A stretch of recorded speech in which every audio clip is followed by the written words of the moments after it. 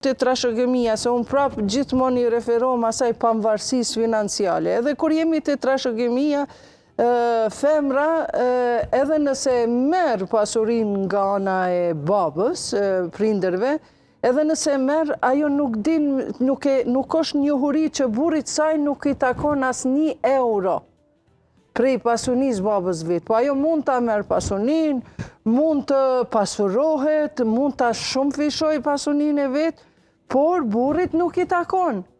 Por nga ana tjetër ajo duhet mu bë dakord. Nëse e don një djalë, ti duhet mu bë dakord që ai nëse jeton në Kasolle dhe ti kemi jetu në Kasolle.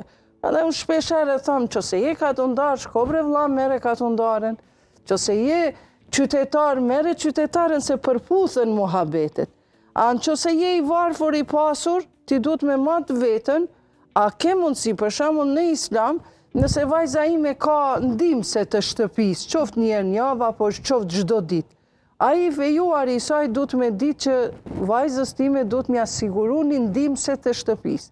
Nëse unë kam investu të vajza ime 2-3 fakultete send, ai fejuri i saj duhet me ditë që gjitha ato finesat që i fiton pagën e pavarësinë financiare duhet me ditë ai burri i saj që nuk i takon me ja marr, por edhe djali edhe vajza duhet me ditë nëse e don dikant, nëse jeton edhe në Kështjell, ki me dasht. Edhe nëse jeton me një, me një Kasolle, prap duhet me dasht.